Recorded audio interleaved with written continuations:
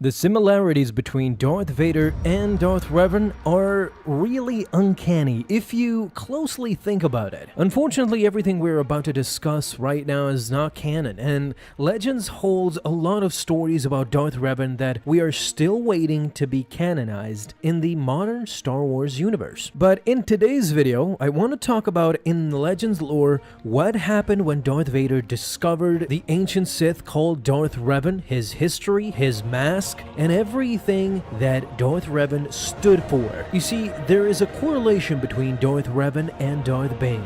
It is these two Sith that are thought about to have created the rule of two that Palpatine and Darth Vader know about today. So how did this change Vader's life, and what did he think and read about Revan and his mask? With recent novels and books such as, for example, Lords of the Sith and many others similar to that novel, in the new canon we can clearly see a pattern where Darth Sidious started to hate the notion that he had to abide by only one apprentice. The same could be said about Darth Vader. At times in canon and many times in the expanded universe, meaning in Legends, Vader would go out of bounds and try to recruit his own apprentice, just so that they could together then defeat Emperor Palpatine and take his place as the ruler of the galaxy. Both of them, of course, did not succeed in this endeavor until Palpatine had his sights on Vader's son, Luke Skywalker. What Disney is slowly trying to build is the relationship between all the Sith at all times. In the expanded universe, the ancient Sith did not approve of the methods of Sidious and Vader. Similarly, when reading about the ancient Sith, Vader had his own qualms about how they handled their transference of power, especially with these two Sith, Darth Revan and Darth Bane. Their legacy would go on to change the Sith forever. Well, here comes Vader with his emotional past and his emotional present. How Vader felt about the rule of two in the beginning when he became Darth Vader. How he felt about the rule of two, then we will move on to how he felt about the rule of two after a while, after a couple of years, but mostly the thoughts that Vader created about the man who invented the rule of two, and therefore got Vader stuck with an obsessive master in Sidious. All of what I'm trying to say is that if it wasn't for the rule of two, Vader would have been able to freely train his own apprentice and not hide him as he did with Starkiller. The main connecting line for this video is Starkiller, in my opinion. I mean, he's the focal point. If it wasn't for these stringent rules, Vader might have finally defeated Sidious. Now granted, yes, the Sith might have not been wiped out if it wasn't for the rule of two. I understand that, but for the purpose of this video, let's discuss why Vader loved the rule of two at the start in Revenge of the Sith. It's because in his mind, if he wanted control and power, Sidious was his only way to achieve that. Well, thankfully the rule of two was there for Sidious to take Vader as his sole apprentice and rule the galaxy together, only those two. But the problems came way later, when finally Vader accepted that he just couldn't defeat Sidious alone. He was too restricted with his injuries and suit.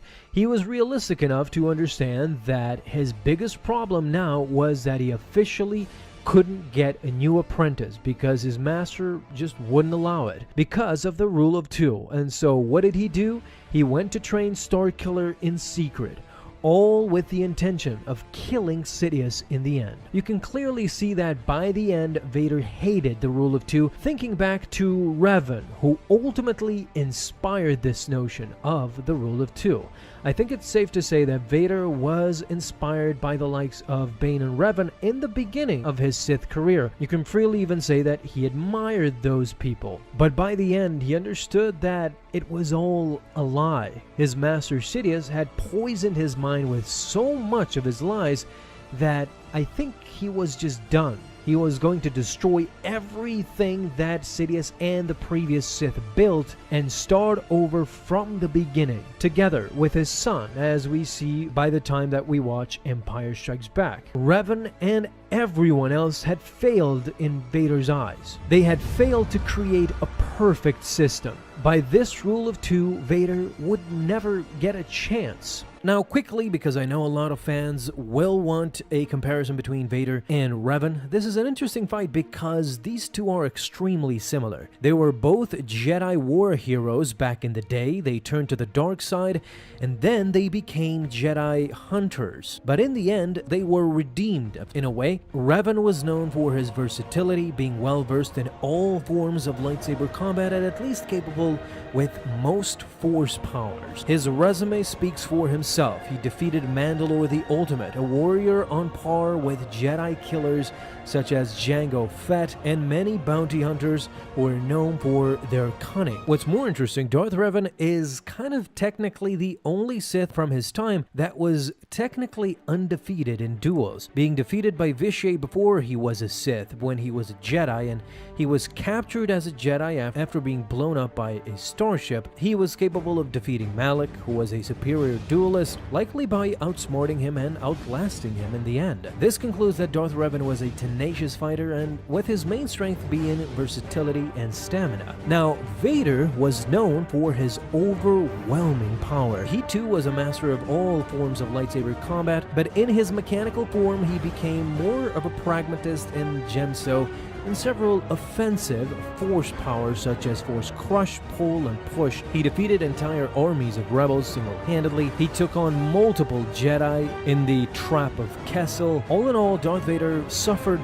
very few defeats during his time as a Sith Lord and was even considered by Palpatine to have surpassed the legendary Darth Malgus. Vader was a power user. He crushed you with his relentlessness, and his mechanical body gave him that strength advantage. Very few beings in the galaxy can sustain more than one or two blows from him. The way Darth Vader adopted his teaching techniques was similar to Darth Sidious's. It is apparent that Palpatine gave a lot of influence to Darth Vader when it came time for him to teach the ways of the Sith and the brutal ways of survival. This is the foundation of which the Sith were formed. If we want to go back and use the primary example of how Darth Vader taught the Inquisitors, it's very similar to how Palpatine was a master to Darth Maul. Sidious and Dooku could see eye to eye, as Dooku was already a formidable Force user, whether it be Jedi or Sith by his time, but Maul was taught from upbringing by Sidious. He was brutally tortured, and that left the young Zabrak with inner and outer scars. He was a dog that was waiting to be unleashed. Maul hated everybody and everything, but learned to tame that anger. In my mind, this is what Vader ultimately thought would be the best way to approach this, since the Inquisitor would go up against formidable Jedi survivors and probably couldn't fare off against these skilled duelists. It was the only way to prep these young Inquisitors and shape them up into form.